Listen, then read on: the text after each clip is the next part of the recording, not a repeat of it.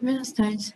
Eu vou falar sobre as patologias do nervo óptico. O nervo óptico está el segundo par cranial.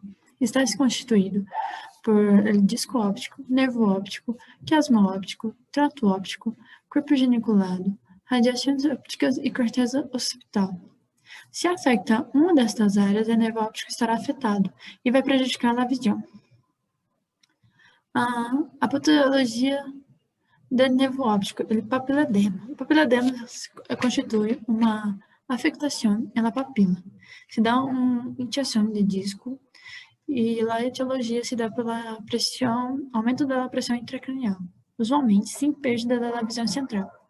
O papiledema se associa, como quase todas as patologias do nervo óptico, com tumores, em cerebelo ou no terceiro ventrículo. 60% das pacientes com tumor cerebral vão ter papiledema. É inusual em ninhos, usualmente é bilateral, vai afetar os dois olhos. Raramente se dá pela síndrome de Foster-Kennedy, que é uma compressão direta devido a um processo expansivo do nervo óptico.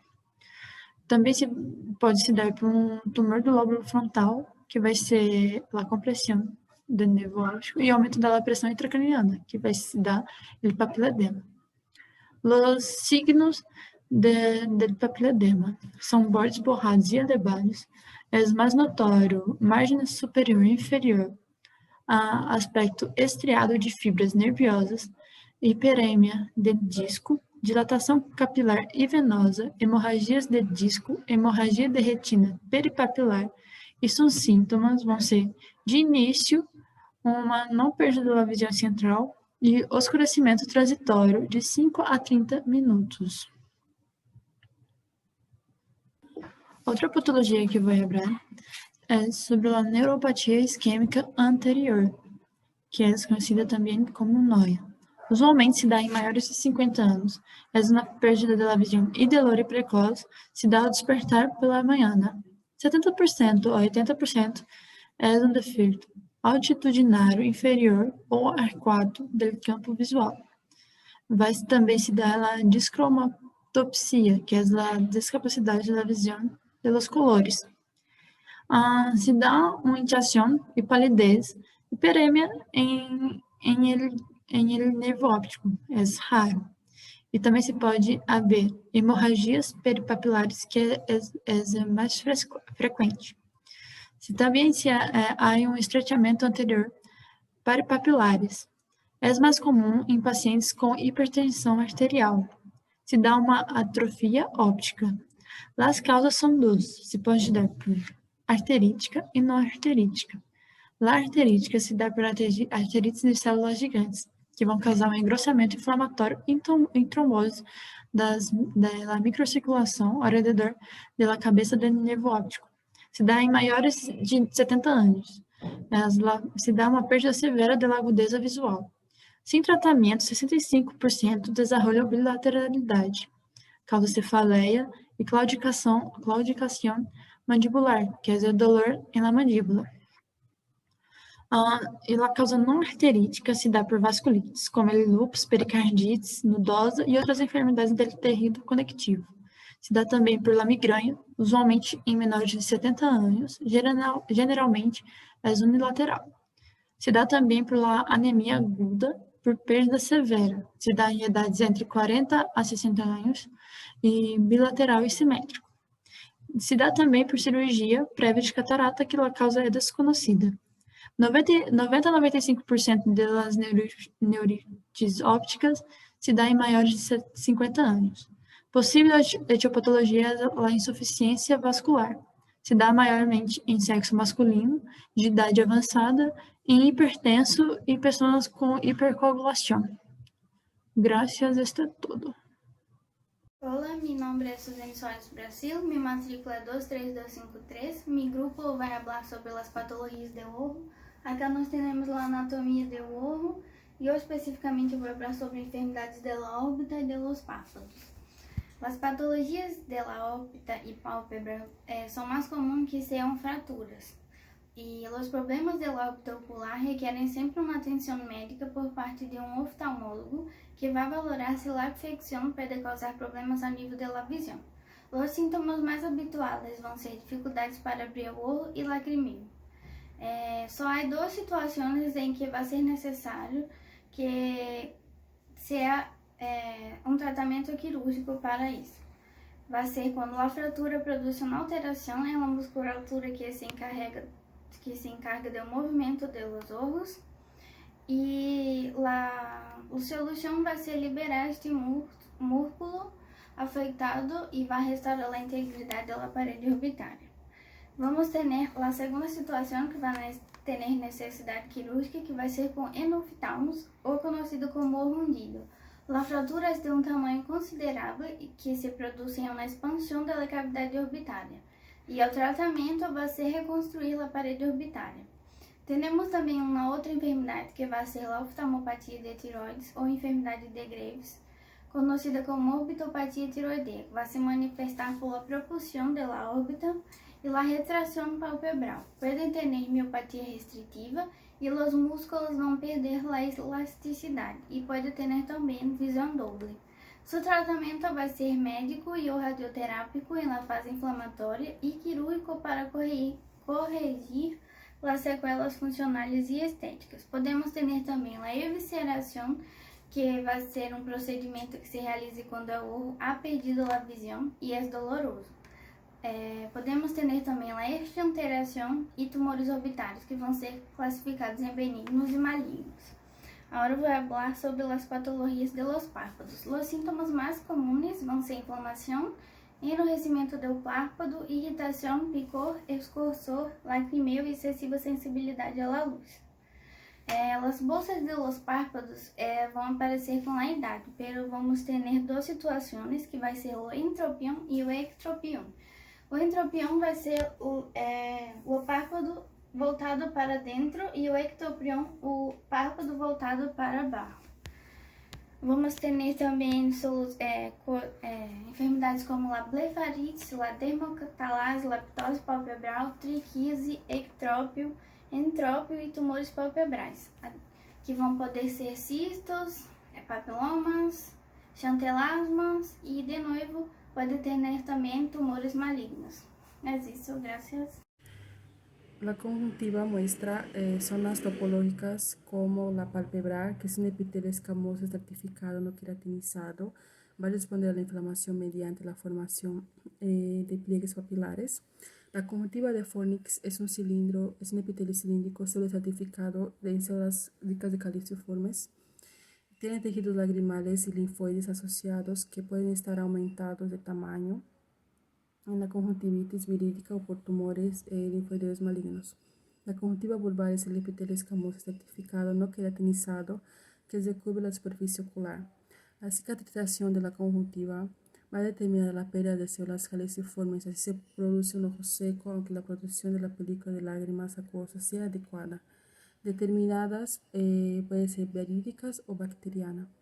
Posible que se produzcan cicatrices como las infecciones por Candida trachomatis, trastornos de mecanismos inmunitarios como el pliegue pingiforme cicatrizado ocular, sustancias químicas y reacciones quirúrgicas excesivas. Sobre la pinguécula y pterigión, son elevaciones submucosas de la conjuntiva. Se produce en corno como consecuencia de una lesión actínica y por eso se localizan en regiones expuestas al sol, como por ejemplo la hendidura interpalpebral. Entre las dos, la diferencia es que el pterigión tiene el crecimiento de la mucosa conjuntiva y del tejido conjuntivo fibromuscular, que se va a originar en el limbo y infiltran durante la córnea. En la visión no se suele ver afectada.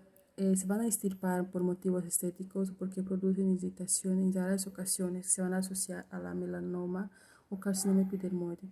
Ya en la pingüécula no invade la córnea, pero puede afectar la distribución de la película lagrimal y ocasionar zonas de deshidratación local con depresión de la córnea.